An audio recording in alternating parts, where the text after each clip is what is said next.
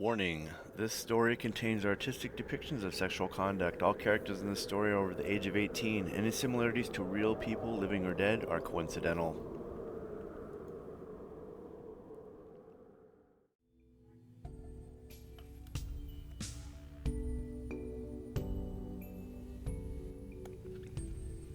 Alright, so this was very difficult to jump back into, given what just happened and the revelation of what and who was involved. Oh boy. I'm still trying to process it. Even after the revelation, I'm like, how in the hell am I going to do this? But marching on, I need to find out what happens. So, let's continue. You know, vomiting right after you've made love to a girl is kinda rude. I'm feeling very unappreciated here. I don't have anything to say. English was never my strong point, and words have all gone. I sit there dazed, staring at Melly, Belle, I don't know. I have no idea who this girl is anymore. She looks like so much like Melly, but has none of her mannerisms. She shares every single one of her scars, her birthmarks, even her bitten fingernails, but doesn't have her stammered speech, her hanging head, or her crippling social anxiety. Who is this? What's going on? What on earth are you? I already told you, silly. I'm a spirit. Belle grins smugly, like a cat who's just caught a mouse. But she isn't Belle. Melly, my only daughter, my little girl. What did you do? What did you do to my daughter? Oh, so this is my fault, is it? I think the real question is, what did you do to her, Robin? Fuck. Yeah, there was a lot of that. I can still feel it. I'm kind of sore right now. Still. I feel the bile rising at the back of my throat again. I thought I already vomited up whatever I'd eaten over the last 24 hours. I guess not. My throat burns, my mouth tastes foul. Despite being sick, I can still remember the feeling of those kisses against my lips. Her mouth was warm. I'm ashamed to admit it, but it felt good. Old boy! Damn! I'm having a hard time keeping in the character here. I'm still disturbed. Oh god, oh god, oh god, yeah. You've probably worked this out already, but... Belle turns her skin fluttering around her thighs. She holds her hands behind her back in a deceptively demure way, a sweet little smile playing across her face. I was kind of lying to you before when I said this human form was all my own. It wasn't entirely original after all. I had to cut a couple of corners here and there, you see? So you stole my daughter's... more or less. More or less, she says, accompanying her words with a casual shrug. More or less, as though it doesn't matter, as though it's no big deal. Fuck. I was too weak to assume a human form of my own. I used to be able to do that back in the good old days, but a few things kind of went wrong. I'm not the most popular of spirits out there, you see, and I got into one or two fights. I lost most of my powers. From that moment on, I couldn't really do anything more than low-level possession. I had to attach my consciousness to some kind of living creature or I'd die. That's when I decided, why not cats? Cats were easier for me to possess than humans back then. And anyways, I like cats. Who doesn't like cats? They're so regal. It's no wonder the Egyptians revered them as gods. They come and go as they please and do whatever they want. So, a cat. I went through a few cats actually. They didn't all live all that long, so I kept swapping. It was kind of fun for the first 10 years or so, but after that, inertia really takes a toll on you.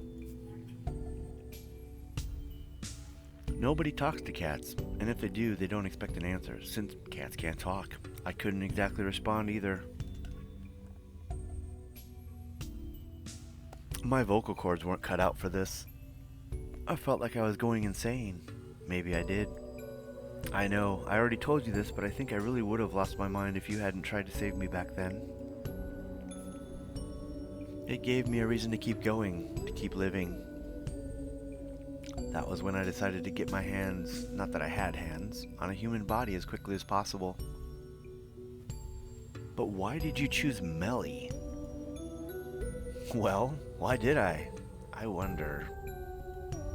Belle smiles through Melly's mouth, distorting it into a coy smile, the little grin that makes my stomach turn.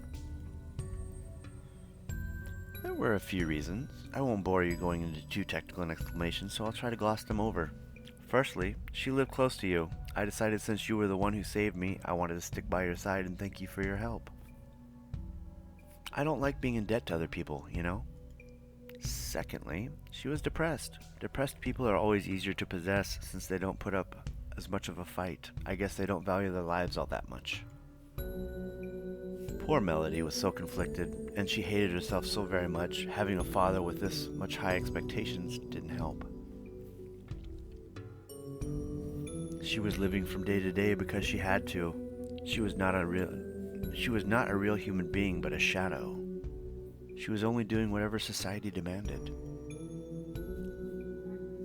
Even so, she was miserable and hated her life. She wanted out of it, but she was far too afraid to commit and kill herself. Not after what happened last time. I must have seemed like an angel to her when I made my presence known. I think she was quite happy about it. I took the baton, so to speak, and let her bow out of her own life for a short while. I was just picking up the slack, so I don't think I was doing anything wrong. Not really. Not until I began to approach you. Melly started to realize something was up then. She tried to fight back, but I don't think she'll ever be voicing her complaints any longer. What do you mean? After what happened, who on earth would ever want to face reality again? Who could live in a world where they were raised by their own father? I didn't know. You might not have done, but Melly did. She was being a real pain. I just ignored her though. I mean, why should I have to stop because she didn't like it? It made me feel good. Damn. So, what are you saying? You mean Melly, she's gone. I don't think she'll be coming back, so... Belle smiles, evidently pleased with herself, and stretches her arms high above her head. Her joints click, the bones sliding against one another. I guess that means this body really is all mine. I finally managed to become a real human again. But you, well, what? You said I tried to save you. I nearly died because of you, and you repay me by killing my only daughter. Now, don't be so melodramatic. I was trying to be nice. What? I didn't have to introduce myself to you. I could have possessed Melly slowly without you being any wiser. It would have made this all the easier, actually, and you never would have suspected a thing. I changed my mind, though. I thought it would be dishonest, and... I wasn't lying when I said I loved you, Robin. I really did want to see you again, and I didn't want to do it as your daughter. I had no choice but to speak up to you through her body, but I wanted to see you for who I really am. I wanted to be me. I've only acted the way I have out of love. You can't just understand it because you're a human. Humans can't live as long as we do, so you might never be able to understand, but I really did want to make you happy. What do you mean? What do you think what would make me happy? I was doing you a favor, wasn't I? A favor? Yes, I mean, you don't love your daughter, do you? I do love her. She's my Melody. But you haven't had a proper conversation with her in years. Melody told me. You told me. You were like strangers. Maybe, but we didn't speak to one another much, but you can try to argue however you want, but it doesn't change the facts. You can't have loved her, or you would have realized who I was straight away. I bite down on my lower lip, my face blanching. She's right. How can I call myself Melody's father when I never realized this whole time Belle was interacting with me through her body? She was a disappointment. You wanted a daughter, but Melody wasn't the daughter you wanted. She was a tone-deaf, clumsy, and so very, very shy. Just like the ugly duckling from the fairy tale. I helped turn her into a beautiful swan. You said it yourself. You think I'm beautiful, don't you? Damn. Belle leans forward and takes hold of my face between her ice-cold hands. I only notice now the significance of her poor, shorn fingernails bitten down to the quick through the years of stress, anxiety, and constant worries. Those fingernails, chewed and mangled like the surface of an alien planet, don't belong to her. They aren't Belle's fingernails, the nails of a monarch, Marie Antoinette. They're Melody's. Belle's whole body belongs to Melody. Every single one of Melody's memories, her thoughts and feelings are engraved into Belle's skin like Egyptian hieroglyphics in the side of a rock. But I couldn't read any of those signs. I never even bothered to try. Is that because I don't love my own daughter? Did I ever love her? This whole time, was I just deluding myself? You should thank me, Robin. Melody should too. I was able to turn your disappointment of a daughter into somebody you can be proud of, someone you can love, and you do love me. You told me yourself. I wasn't lying either. I love you too, Robin. I love you so, so much, more than Melody ever did. I don't understand why you're so upset about. It's too late to develop a guilty conscience. I love you, and you love me. Isn't that enough? I think it is. I've never been happier than I am right now. And I want you to be happy too.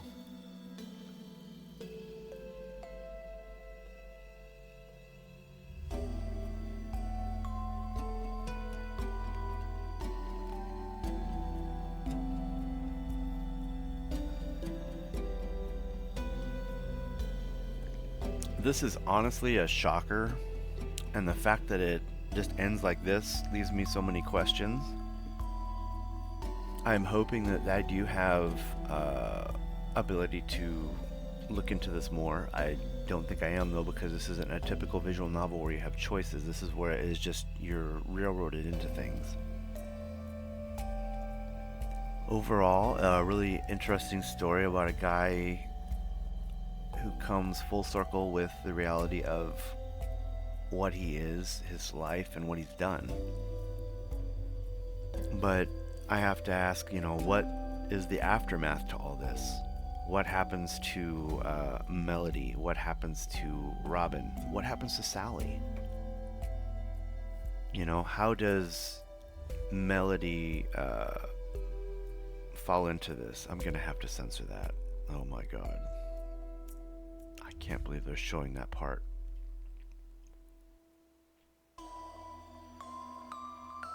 I'm gonna let the rest of this scene play out, and I'm hoping that, well, never mind. Okay, so now we're to Sunday, so this does pick up from where we left off. How is he gonna deal with it? I don't think I slept a wink last night. I tossed and turned, rumpled the duvet around me, and Sally moaned and mumbled to knock me out. I tossed and turned, rumpling the duvet about me, so Sally moaned and mumbled at me to knock it off because her feet were getting cold, but I didn't fall into the land of dreams.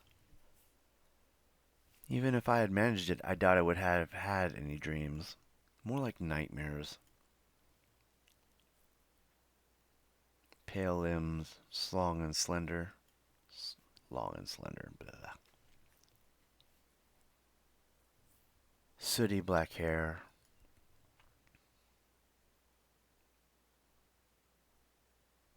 bright green eyes.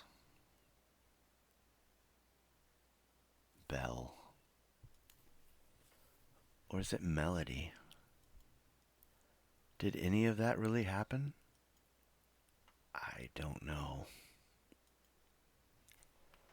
Thoughts waltz around my head, but my body is slow and sluggish to process them. I can't keep up with the rapid movement of my mind. My head is filled with too many thoughts. The neural pathways inside my brain congested, but I'm also exhausted that it's all I can do is keep my eyes open. My eyelids feel heavy as though weighed down by lead. When the cheerful chirping of the birds greet me around 6 a.m., I want nothing more than to smother myself with the pillow. They've never sounded more shrill or insistent, not even on days when I have to wake up early and go to work. It's cold outside, but I feel it's far too hot and stuffy in the bed. Maybe it's because of Sally. Her body is soft and warm, filled with blood vessels and slowly digesting pork pie. That's what we had on our picnic yesterday in Whitby. We had to eat it in the car given the torrential rain. I ate, my throat convulsing, while my neck was marked with Belle's insistent, fervent kisses. I hear Sally rising from the bed at around 7:30. She yawns and sighs, stretches, and begins her daily routine, divesting herself into her white, almost childlike nightgown and finishing her favorite blue jeans from the wardrobe. Fishing. Sally is one of those strange people who, after taking off her clothes at the end of the day, hangs them back up in the wardrobe. She doesn't scatter garments over the floor and tuts at me whenever I do. Don't even think about it, mister. That's what she says. I listen to Sally getting dressed, hiding from humanity beneath the blankets. She's quiet, perhaps for my benefit. Maybe she thinks I'm still asleep. She doesn't want to inconvenience me. Is it because she loves me? But that makes it even worse. It would be easier if she hated me. If she finds out what happens yesterday, she would really hate me. Not that she would believe it. It's unimaginable. I don't even know if I believe it myself. Man, they're going to make me work on this every single time. So, right now the picture is redoing to that moment when they were in the park doing it. So, I'm going to have to censor. But I can still remember the slick, wet sensation of Belle's insides. I can remember how the walls of what she has squeezed mine. I remember how she made me finish. Yeah, I can't read the rest of that. It's far too detailed to be a mere wet dream, and much too disturbing. I haven't had wet dreams since I was a teenager. My self-control isn't that bad. I curl up on myself like a cat in a basket, trying to cage at least a few minutes of sleep, but it isn't to be. How can I sleep in this state? In any event, it's far too bright. Sunshine filters in through the crack of the curtains. The birds are still chirping. Don't they have anything better to do? Probably not. They are birds after all. I'd be expecting too much. I can't sleep. Maybe I'll never be able to sleep again. So I get up. What else can I do? I get up like any other day. I dress myself automatically, through my fingers tremble, the pads over to the bathroom. Brushing my teeth, comb my hair, shave my face. The regularity is almost soothing. Almost. There's something sickening about it, like I'm trying to turn my back on the truth. How can I stand to look at my own reflection in the mirror? How can I? Fuck. I walk downstairs on trembling legs. I have to grip the banister tight. I'm worried one wrong move will make me fall, and I'll end up battered and broken on the floor. That might be preferable to what will happen if anyone finds out about last night. Never mind about Sally. What would the papers say? Primary school teacher takes advantage of his own daughter. It doesn't sound great. It sounds terrible. I feel terrible. Ah, good morning, Dad. Oh my God. Is this why they never truly showed her face? Wow. See, I think this is the first time we've actually truly seen Melody. Wow. Okay. But notice that she does have the brown eyes, but she does have the... But how did they hide the longer hair? Anyways, moving on. Wait a minute. Dad? I stare, slack-jawed, eyes open. My expression is so exaggerated I probably look like a cartoon character. When I turn the familiar handle of the kitchen door, now renewed, unfamiliar with the events of last night, I never expected to encounter this. Melody is sitting at the kitchen table. My Melody. My daughter, Melody Hawkins. It's her. It's undeniably her. Her long black hair falls about her bare shoulders and a small smile flits across her lips. Her eyes are brown. Her eyes have always been brown. It is true she bears a striking resemblance to Belle. They have the same skinny limbs, the same slight stature, and even the same bitten fingernails, but there are a few key differences so I can't pronounce the word, screw it, between the pair that they can't possibly be the same. They just can't. Melody has Sally's nose and lips, but my eyes. That's because she's my little girl. My little girl who hasn't come down to eat breakfast with me in oh so long I can't remember. Months maybe? A whole year?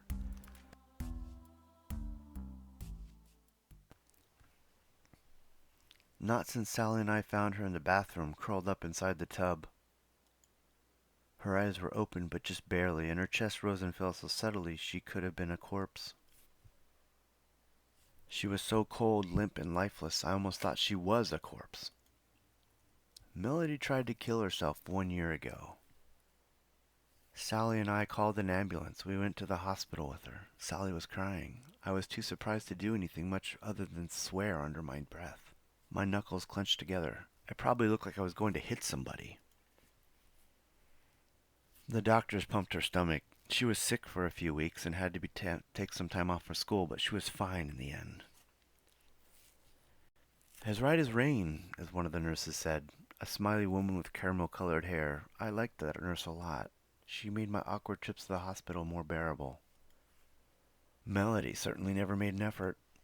She just sat in the hospital bed silently, like a statue, never saying a word. She seemed more interested in staring at the wall than my face.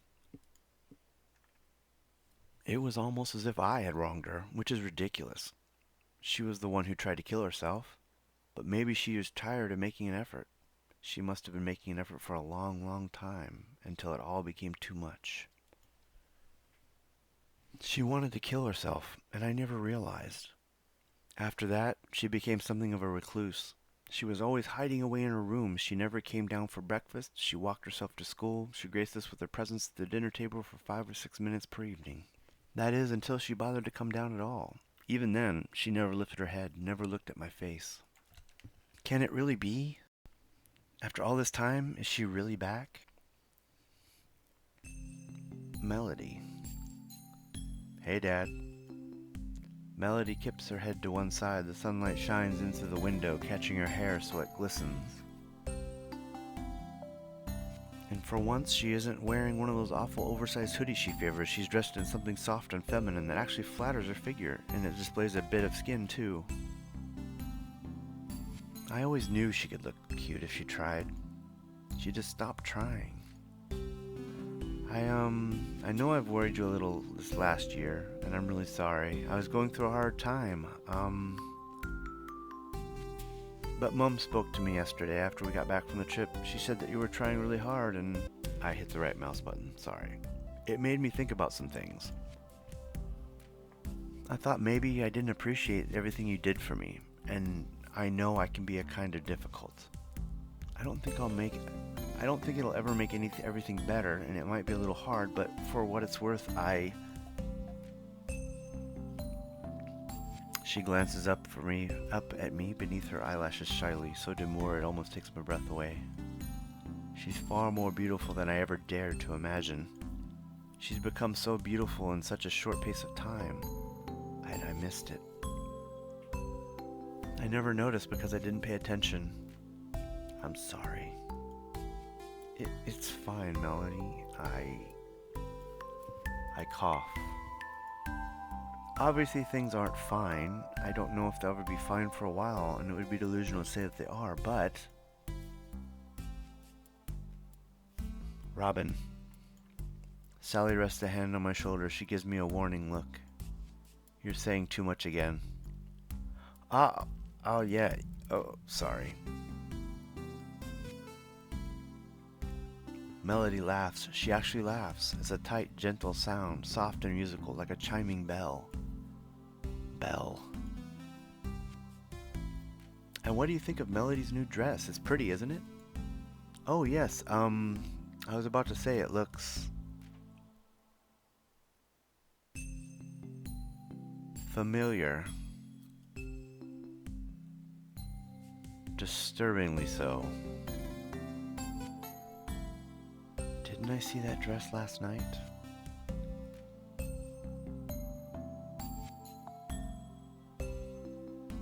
I took Melly out shopping a few weeks ago. She's been wearing nothing but sweaters and hoodies lately, and well, though she's never bothered with her appearance too much, she is a girl. I thought she might appreciate some new clothes.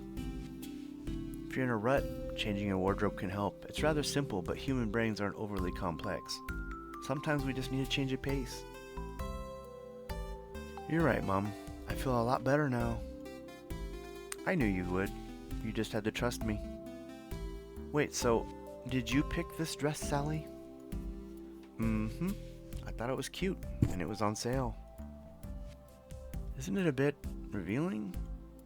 Oh, don't be silly. Melody is a teenager. She's old enough to show a little bit of skin. She's not a little girl anymore. I was a little embarrassed to wear it at first. I don't usually dress like this, but Mom was so insistent, and since she paid for it, I thought I might as well. And I was right. Sally smiles proudly, one hand on her hip. You look lovely, Melly, and all the boys will be after you if you go out like this. Well, I don't know if I want that. It might be a bit much. Let's take it one step at a time. You don't need to be going to cocktail parties just yet. Well, I'm not old enough to drink, and I don't think Dad would appreciate it if I started dating. He'll just have to get used to it. It's healthy to have one or two boyfriends at your age. I don't think you've had nearly enough life experience. That's what Joan Fowler says. She's right about that. You spent far too long locked up inside your room. Well, I still feel a little self-conscious, but if it make you too happy, I can try to make an effort. That's really all we're asking, Melly dear. I'm so happy you've been feeling better. I really have, and it's all thanks to you two. It's because you never stop supporting me, no matter what. Of course, we're your parents, Melly. I know, but over the past few weeks, I think I've done more for me than parents ever would. I know I might have been difficult at times, and it's not possible to rewrite the past, but we can try to start afresh. We can try to start over. Oh, Melly, do you really mean it? Yeah, I do. I really do. I love you, Mom, and... Melody looks at me, her hair spilling over her shoulders. Dark black against white ivory, just like the keys of a piano. I really do love you.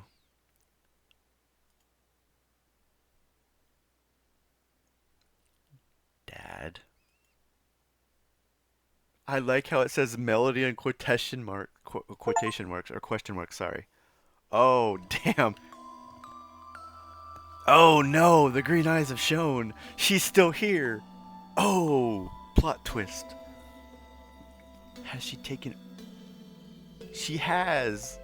Oh, damn.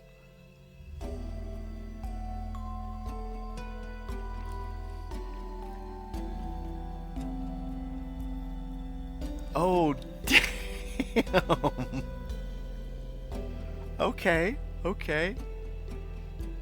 Notice how it's brown eyes now? I never looked at that before. I'm gonna have to go back and look now. I could swear they were always green. Oh my god. That's trippy. Well, I hope you're still along with me through all this. It's been an adventure. This plot twist at the end was really crazy. And especially at the very, very end just now, it was even more so. Like, okay, is Melody forever gone? Because it looks like they're both living together in that body. Her eyes changed green at the end. But I don't know. I have questions, but again, I guess it's open to interpretation. I think they still both exist. It begs me to ask, like, what about last night is gonna go moving forward, but yeah, I don't know where else to go. Just kind of leave it up to your imagination.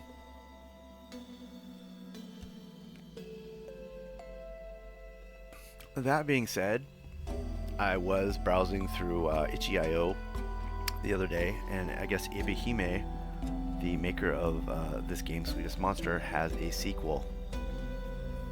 Not quite sure what to think of it. I didn't read the premise or anything because I didn't want to reveal spoilers for myself because I hadn't watched up and finished the game until now. Now that I've finished, I am going to go back there probably after I finish this video and go see if it is something I want to invest time in. Thank you for joining me on this this visual novel of an adventure. Excuse me.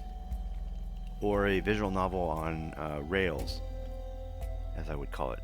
It's not a true visual novel, but it's a story that we click through.